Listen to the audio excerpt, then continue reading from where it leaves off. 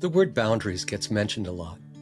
Many people find themselves trying to set a boundary and kind of being afraid about doing that, when others of us try setting the boundary and then find that things can go sideways in a hurry. Today, we're going to look at and focus on how the nervous system and its protective strategies can get in our way of setting and maintaining healthy boundaries. Welcome. I'm Dr. Jeffrey Rutstein, and this is the Wired for Wellbeing podcast, where each week we take a nervous system perspective and explore how it can transform the way you live, love, and relate. And if you find that this has been helpful or supportive in any way, please feel free to like, subscribe, or comment.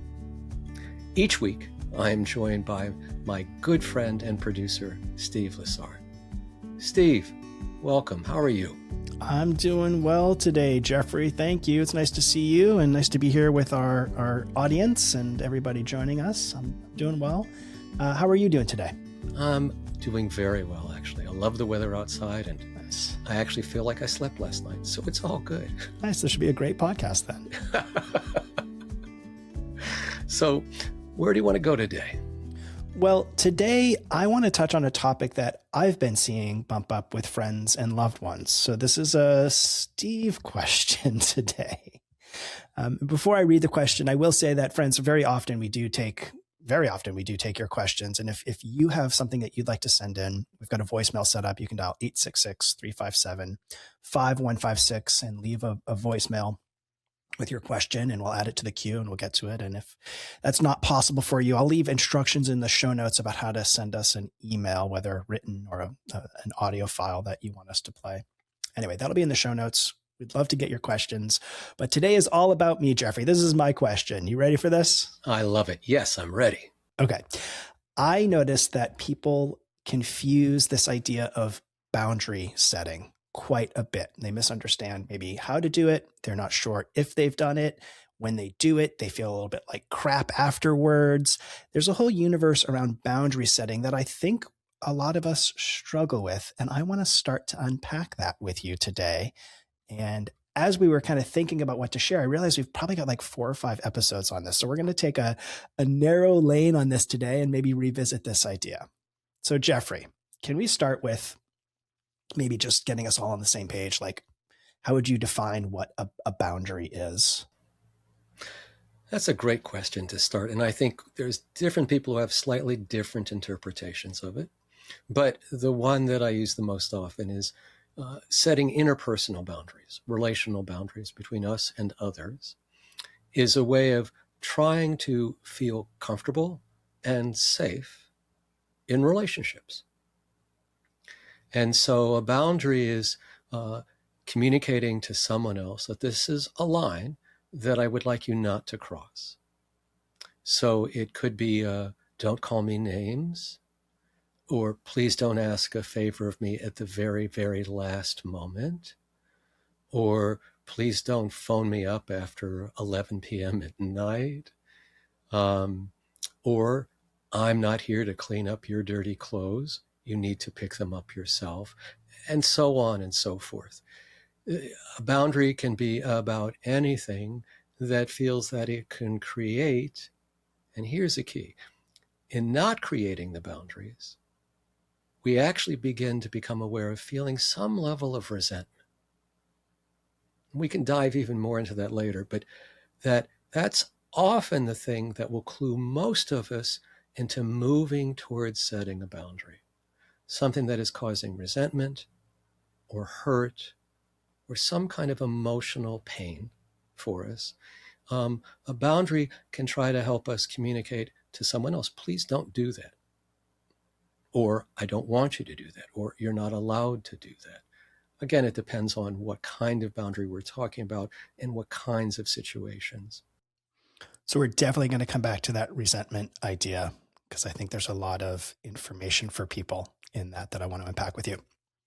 Okay, now, why do people have problems setting boundaries? What are some things that could come into the process that make it difficult for people to set healthy and realistic boundaries? This may feel a little oversimplified, but I think there's 3 or 4 major buckets that kind of feed difficulty with boundaries. The first one being is how boundaries were modeled for us in our childhood.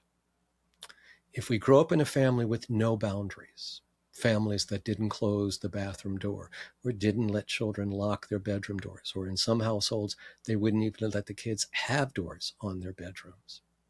That's just one kind of boundary. Those families could have boundaries with doors, but they could have no boundaries with a parent telling a child about the parent's sexual life, or not keeping the children as a child, but a mother or father depending on a child for some level of emotional support. In effect, almost asking the child to be a caretaker for a parent. That's a way that a parent isn't having boundaries. And children are really not in a strong place and supported place to be able to make a boundary with a parent when they're very young. It would feel too threatening for them, and the parent would have tremendous power and likely some resentment or hurt or anger that would blow back on the child. So if we grew up in families that were spilling emotionally or intruding upon us in many ways, there could be a part of us that feels, as much as we may not have liked that, it almost feels normal and allowed, and that to suddenly move away from the family's norms and begin to set boundaries, especially if you're setting them with family members, could feel profoundly risky and unsafe, because you're violating or changing a norm that you've grown up with. So that's one way. And I could even see how some of these sort of family norm boundaries, some of them are explicit, we don't do that, but some of them are implicit. We don't even talk about it.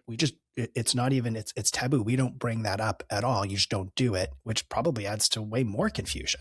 Absolutely. Absolutely.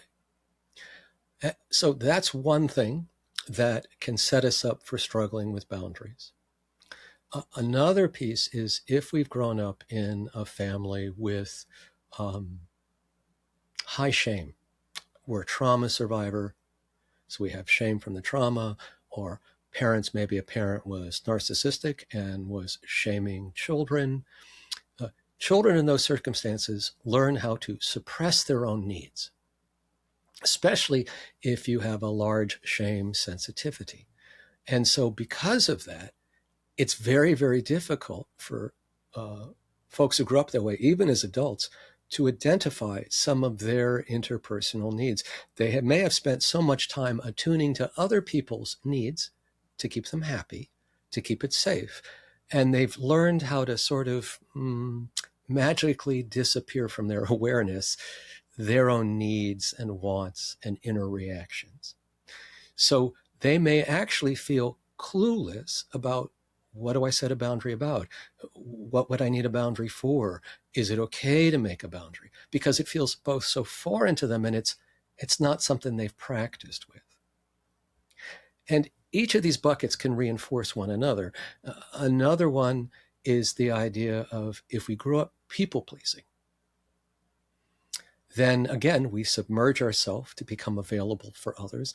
And we may interpret boundaries as mean, rejecting, or unkind, and being more open, more permeable, having much less boundaries, as being more loving, generous, as being a more giving person. And again, depending upon our family and how that was valued or not, that can become part of our felt identity in the world, and we continue those habits. But the underlying piece of all of these, right, is that the nervous system is exerting its control. So it's not really a cognitive problem with making boundaries, and it's not really a character problem. Do I have enough spine to make a boundary? It's actually about fear of rejection, fear of someone getting angry with you and pulling away or ending the relationship, or fear of causing harm to someone else, hurting their feelings, profoundly disappointing them. And again, then it could lead up to that relationship ending. And that can feel very, very threatening if we grew up with tenuous attachments. Rather than secure attachments, we felt we were attached as long as we were agreeable, loving, and not making too many demands or causing the boat to rock too much. So we've talked about the modeling side of it that might get in the way for people from our family and our past. We've talked about the shame aspect that may interfere our healthy boundary settings. Are there other lanes that might get in the way for people? Yeah, so let's touch back to the resentment for a minute. Many folks that I've worked with, especially if they've had trauma, have issues with anger. It feels anger to them, resentment, that fight energy feels threatening. It especially is true if you live in a family where one or both parents had explosive anger at times. That can scare the crap out of children, and because of that, children can overcompensate by trying to smother any anger, any fight energy in them because of the danger it could have raised at home and because of not wanting to be like an explosive, violent, scary person. But this can cut us in two ways. Number one, like I said before, one of the ways that I will know if I need to erect a boundary is if I'm feeling resentful or if I'm feeling hurt in some way. And if I have a block against acknowledging and feeling my own anger because anger isn't safe for me to have, then I will have a harder time even recognizing when I have some resentment about what's going on. I'll kind of blot that out of my awareness.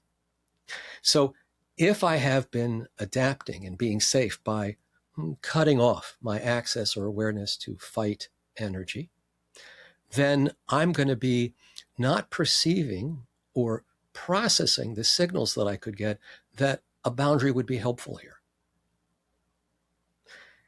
Then there's people who can be aware of the resentment, but they have the issue with expressing anything related to it.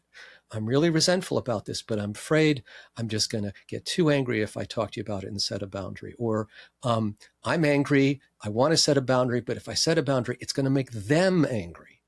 So I prefer to stay angry myself and resentful and keep it in me. It's safer than if I lob a grenade at you and it blows up our relationship or you decide to attack me. So another thing is our own comfort with fight energy. And fight energy is in no way is it bad. It is wonderfully useful as long as we understand it and find ways to channel it, right? So we can always be overwhelmed with the amount of fight energy we have if we get really furious. But that's rare. But the kind of anger a lot of us feel on a day-to-day basis can be very strong. But most of us don't know a way to interpersonally process it. Most of us can talk from our anger, not all of us. But not many of us can talk about our anger without having to embody it in that moment. So that's one thing about moving towards this, is to be able to separate the anger you feel from enacting it, scolding, shaming, attacking the other person, versus being able to say, every time you call me that name, it hurts me and it makes me really angry and I want to pull away from you. I really don't want you to use that language with me again. That's talking about it instead of you ungrateful piece of crap, which is a much more shaming, attacking piece. So boundary making is aided, is supported by our ability to be flexibly in touch with our various nervous system energies because they're messages, right? And in this situation, resentment is a message. And sometimes it's a message about we need to erect or establish a healthy boundary to protect ourselves from not feeling attacked or shamed or put down or constantly blamed. So let's jump into that a little bit here now. We sort of have an understanding of some of the ways that our past, our family of origin, or our general comfort level or nervous system safety may block us from setting a boundary. Now you're starting to talk about, a flexible nervous system allows us to start to see some of that. What I want to jump into is, for someone recognizing one of these patterns that we've identified, what are some steps they can take to start evaluating what may be at play in their life, how to start to test some of these boundaries or set some of these boundaries? I think there's a piece of worthiness maybe tied into this. Yes, yes, that's very important. I mean, I can use myself as an example. I used to have an extraordinarily hard time making any boundaries. I was really afraid of pissing people off and pushing them away. And that has a lot to do with the boundaries in my family.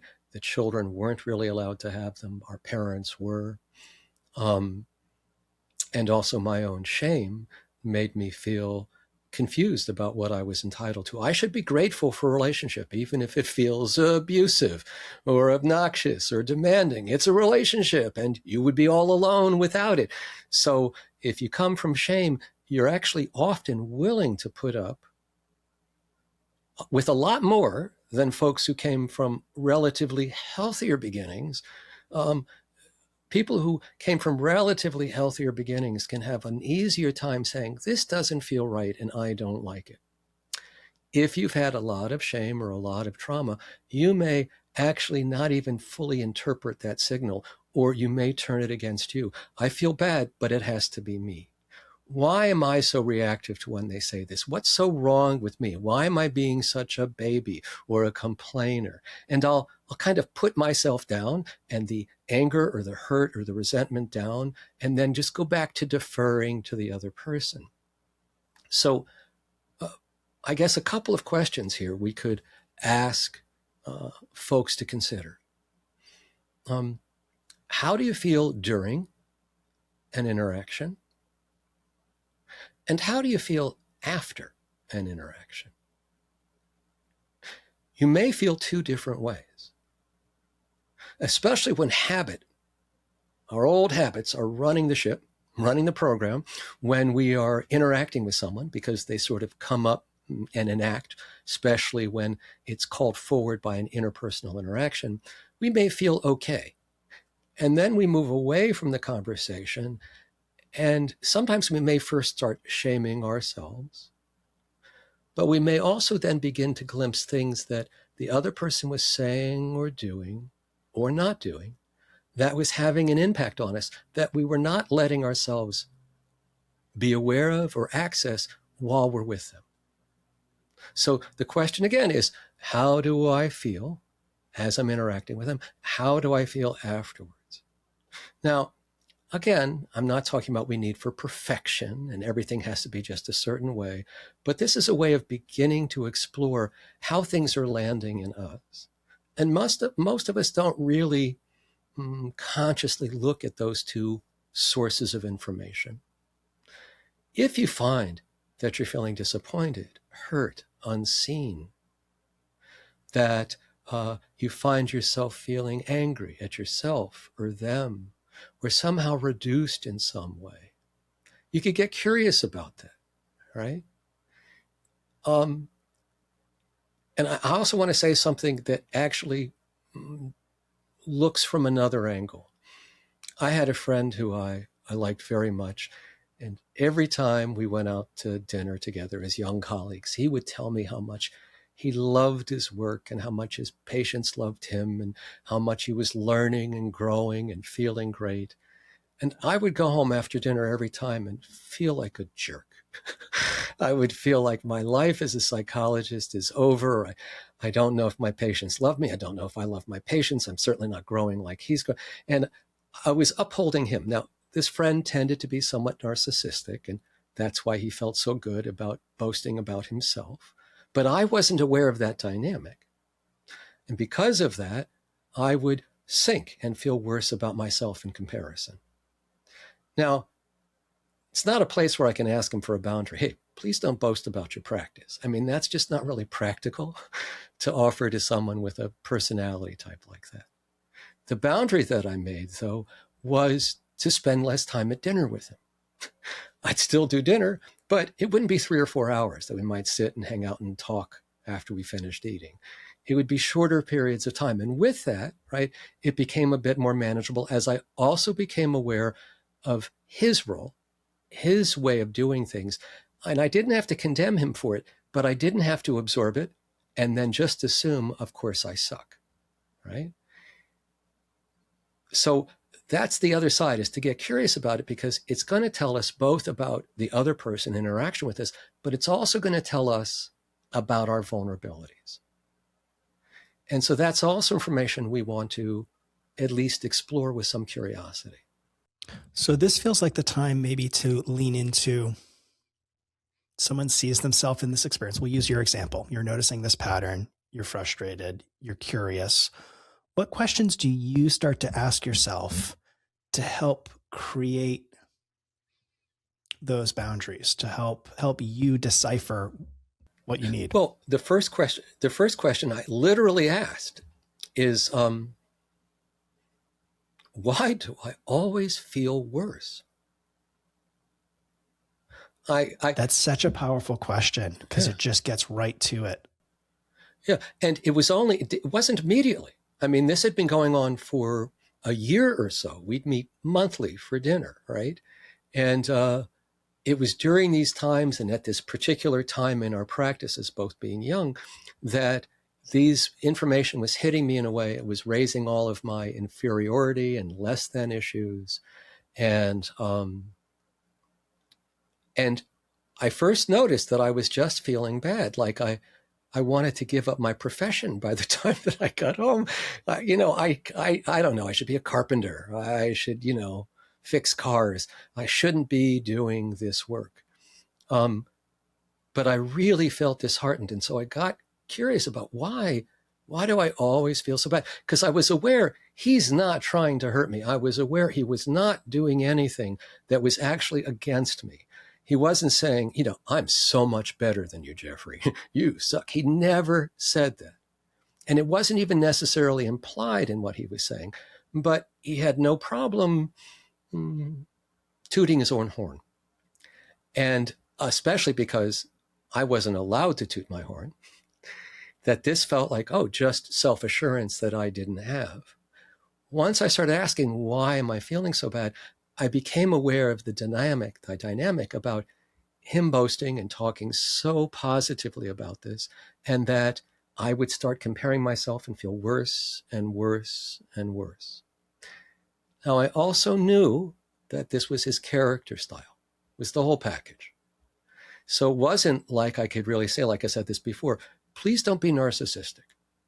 That's like asking the wind not to blow. You can't really do that with someone. It's not going to change for them. But I could become more aware of that it was exposure in certain situations. Like if we went for a walk together for 40 minutes and there was a variety of subjects, it wouldn't ever be as bad.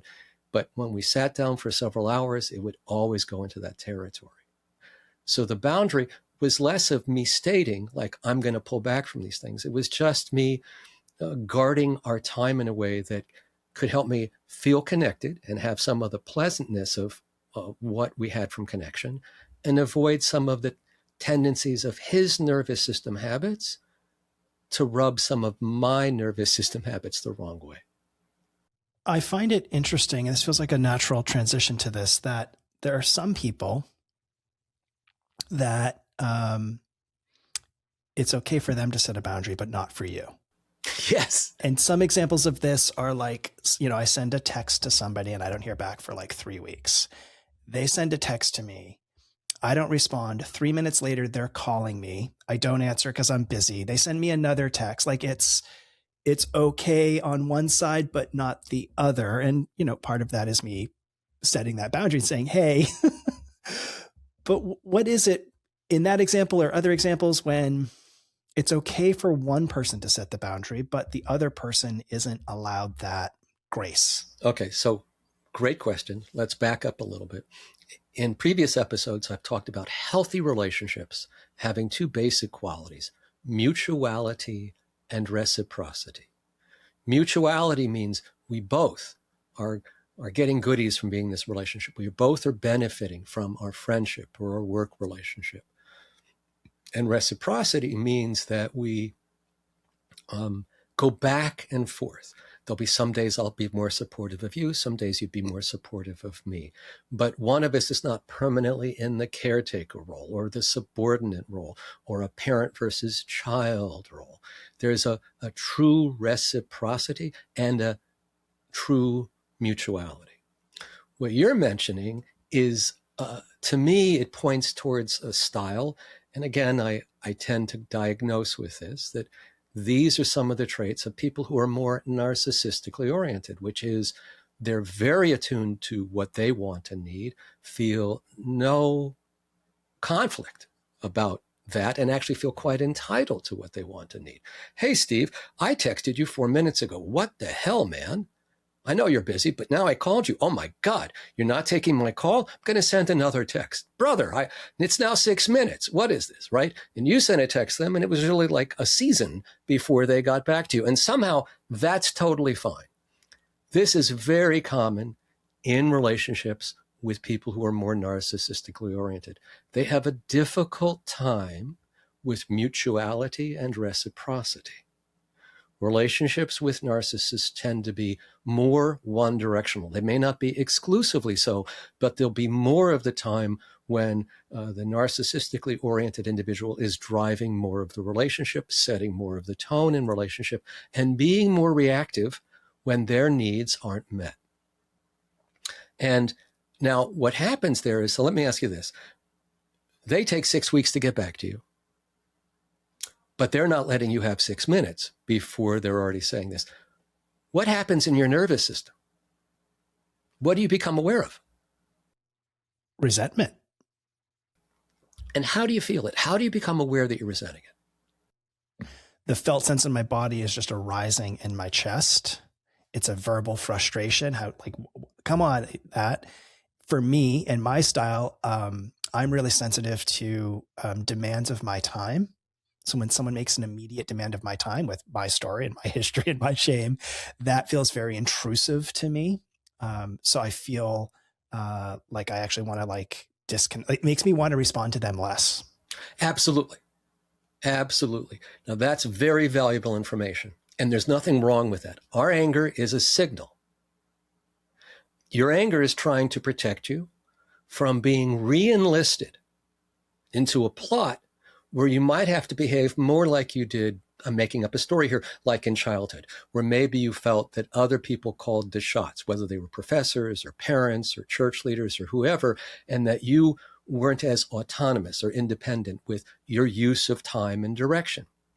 And there's a timeliness factor here too, but this person is like snapping their fingers and going, jump right now.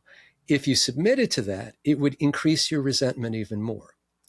But what's unbeknownst to the person is that they're asking for that is actually dooming them to basically not get what they're hoping to get. It's like, if I felt like I was being told what to do in a moment, there would be part of me that would say, when hell freezes over. That's how quickly I'll get. When cell phones no longer exist, I will send you a bird with a message taped to its leg. I am not going to rush on this, right? So it's good that you know that. Now, let me ask you this. Did you ever express that to the person? Did you ever think about setting a boundary? And if so, why or why not? At times I have. Have set that or thought about have set a boundary and just explained that doesn't work for me. That's I prefer that whatever the situation was. Other times with a few people, I've realized it's actually not worth it. Mm-hmm, mm-hmm. It's not worth my energy. It's not worth the friction that I'm then going to have to navigate or explain. And maybe that's me abandoning myself. Maybe that's me. I don't know what that is. Is that me protecting myself? Is that me just saying is this relationship worth this degree of effort? That's what it feels like to me, but maybe that's an excuse. I would take it at face value unless you're able to detect some level of fear in there. I clearly know the difference between when I really don't feel it's worth it, or like with my good friend from years ago, that I knew that my saying something, he was not really going to be able to do much about it. This was a deeply ingrained personality trait. And because of that, it's not going to be like, don't blow spitballs at me, which is a simple single behavior. You can stop that. It would be like asking him to not be himself. Yeah. And so I don't fight that stream. There are other people where I'll consider it, but in the early days, I would scare myself off from it. Oh my God, they're going to get so pissed off. I'm usually a mellow guy, kind of easygoing. I'm going to seem uptight. Or what happens if they start getting angry at me? And I start playing out this horrible devolving sequence. And I talk myself out of making the boundary because I see myself going down in flames, the relationship going up in flames, and nothing but hurt and anger coming from this. Now, that was my nervous system protecting me, but it was protecting me more from something from my past. I mean, if a friend can't hear me now, it tells me a lot about the friend. But if my parents couldn't hear me then, I was in a lot more hot water, right? I couldn't leave the family. I couldn't get another set of parents.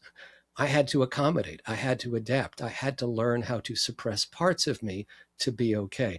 And that's the other piece that I think makes seeing the resentment difficult and then deciding what to do with it difficult. Now, I want to just take a little tangent here. I've also worked with folks who can make boundaries, but only when they're furious, only when it's built up for years. And they're at a point where they're going to throw someone out of a plane if they were in a plane together, and then they can make the boundary. But they make the boundary in a kind of nuclear way with a whole bunch of shame and attack and blame. And so what they're doing is in that moment, they have enough anger that they're no longer scared, right? My flight energy is quieted by the amount of rage that I have. And so my rage is seeking an expression, but it's not seeking a better connection. So if I express boundaries out of rage, I'm not talking about irritation or even some anger, but out of rage, right? And I'm talking from the rage, I'm actually not going to find any connection with this. I am going to help set the relationship a bit more on fire. So one thing is to not set boundaries impulsively necessarily, and not just when you're at the height of your rage, because the way that you'll express it will be more from the moment and the immediacy of wanting to hurt the other person versus to help the relationship move towards a more comfortable or more safe or more mutual and reciprocal way. Does that make sense? It does. And it's a real mark in the box of trying to get to these boundaries early, because this resentment that builds up in a relationship that just erodes. I mean, I've just seen resentment erode relationships. Absolutely. That it gets to a point where you're like a nuclear bomb going off and the other person is left stunned and there's more damage done, that it's easier. It's still hard, but it's more productive to try to find these moments earlier on, right, in relationships, before the thing becomes so hot, before it can become so contentious. Right. Or because you have so much resentment because you've let this go on for 5 years. Yeah. Right. Yeah. And again, it's also needing, here's the other part of healthy boundaries, is understanding our role in it. It's always a two-person piece, right?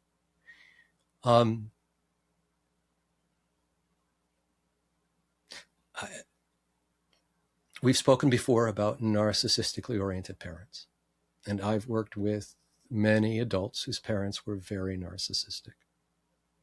They would tell me how they would try as adults to set boundaries with their invasive mother or father, and how the parents, both in childhood and in adulthood, seem like they hear it and then disregard it almost immediately. Right? I can't tell you how many times I've seen this. And what that can do too is further make the other person either feel more ashamed that they're not worthy of being listened to, or more enraged. I just told you this. I can't believe you're just disavowing what I say. You're just ignoring it. Did you not hear that I said, don't tell me what to do, or don't judge me, or don't try to start a fight between my spouse and I, right? Like, this is not your area. Stay out. And for narcissistic individuals, often they don't really respond to a no. It's not because they're bad or they're wrong or evil. It's because their nervous system prioritizes what they want and need. And because of that, they feel very entitled to go ahead and seek that, whatever it is. They also have, I think, less of a capacity to be truly empathic with other people, right? And that's also something to understand, that if we're trying to set a boundary with someone who's less empathic, they may have a more difficult time abiding by it. It doesn't mean we shouldn't set it.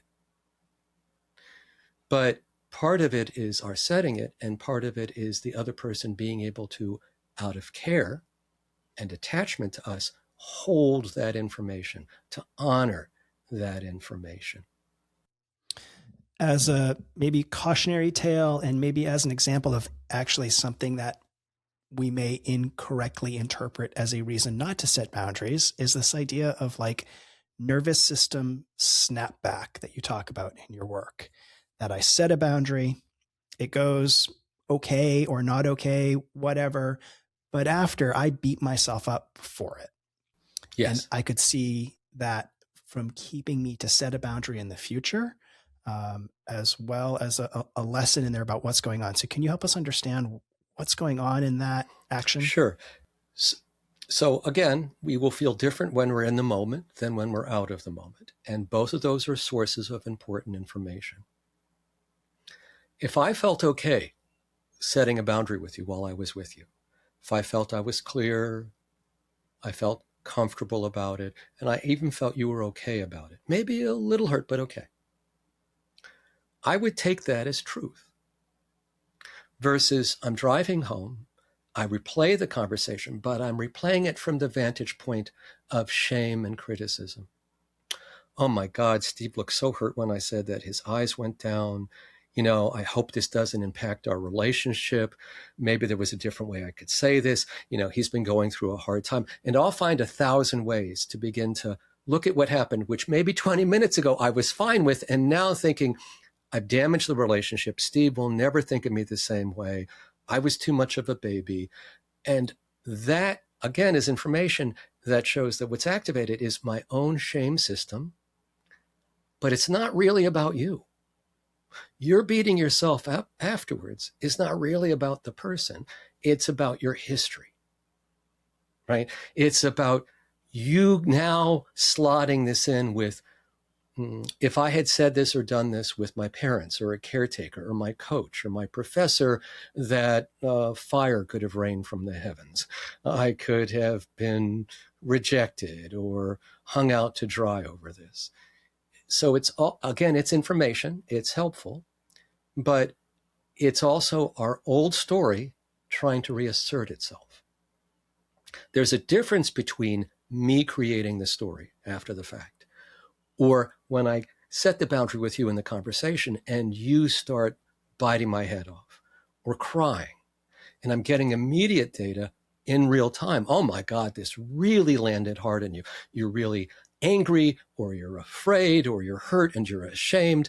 And okay, then I'm have a more chance of more accurately reading the situation. There'll be some me reacting to it, but if it's immediate, I'm actually getting the data from you. If it's later, and I find that I'm looking in from the vantage of shame, I'll be creating the story and enlarging any pieces that I can recall to prove I did the wrong thing. And again, this is the same system that helped us stay safe as a child. If I knew I shouldn't provoke a fight with my parents, that I shouldn't challenge them or say no or stand up for myself, then that's my model. And so anytime that I do that in any relationship, I will still, no matter how good it goes, I will still have a little bit of a blowback afterwards by worrying and second guessing myself. Gee, was that too much? Did I damage something here? Or are you going to now give it to me the next time we're together? So the past can play a tremendous role in interfering in our present. Jeffrey, in just a moment, I want to give you an opportunity to give some summative statements on this topic. But before we do that, friends, I want to invite you to like, comment, subscribe, share, rate this podcast to help Jeffrey and I out and help spread the word in the work that we're doing here. So thank you for that if you've done that already, or if you're considering doing that. I'll also share that we want your questions. We love answering your questions. We do this thing where we pick a topic that we want to talk about occasionally, but your questions are really the backbone of this. And if you have a question that you want to send in, that phone number is 866-357-5156. You can leave a voicemail. And if leaving a voicemail is not something you want to do because you would rather type a question out, or you want to, or you can't access that number from the country you're in, I'll leave a link in the description below where you can send an email.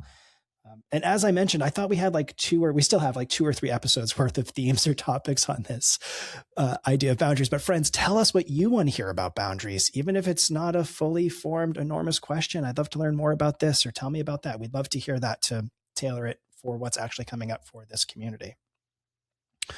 Okay, Jeffrey, maybe you can kind of close this theme around the difficulty we find of setting boundaries with some final thoughts for us. I think that it's normal for so many of us to have fear and anxiety and trepidation about setting boundaries, especially if we've had interpersonal conflict, or our families were somewhat dysfunctional, or there's a history of trauma, that it's really common to experience this. And that beginning to give ourselves enough self-care to notice when we're hurt or feel resentful is a great start. And then perhaps experimenting in relationships that are relatively safe about setting a boundary. And maybe another podcast will talk about the ways to actually set a boundary and what can go into that. But what I noticed from my own setting of boundaries is that it actually felt good when I finally did it. It felt like I was honoring myself and acting out of some integrity versus always sort of sublimating myself to everyone else's needs. There was both a sense of empowerment, but more true connection. I was being more real in my relationship with someone, showing a part of me that I usually wouldn't. So it also felt kind of liberating. And I really want to strongly encourage folks to consider that setting a boundary is an act of self-care, not an act of aggression. That's the main thing. And that everyone has some trepidation about feeling comfortable setting a boundary. Well, thanks for this discussion today. I learned a whole lot more about boundary setting, and I hope it was helpful to our audience as well. Jeffrey, we've created something for people to sort of understand broadly this work. Maybe you can tell us a little bit about that and where people can find it. Sure. So Steve and I created a video called Why Do I Always Get Stuck? And it's a 20-minute video that goes through the basics of a nervous system perspective, looking at the various states, and also walking you through some brief exercises that you can practice to help you shift from a more activated state to come back into a state of more regulation. And you can obtain that by going to drjeffreyrutstein.com/links. That's plural, LINKS. And when you are taken to that page, there'll be a free gift link. You just click on that and it'll take you right there. Steve, thank you for this question, and thank you for you. This felt very alive, and I agree with you. There could be at least 2 or 3 episodes more on diving a bit deeper into boundaries and into feeling more empowered by finding a way to express ourselves and find safety in relationship versus having to retreat. Yeah, I look forward to having those future boundary discussions with you and continuing to unpack the topic. And I'll catch you next week. Hope you have a good week. Thanks. You too. Remember, folks, this podcast is for informational purposes only and is not meant as a substitute for mental or physical health care. If you are suffering or struggling, please reach out to a qualified healthcare practitioner. Thank you so much for being with us today. Until next time, bye for now.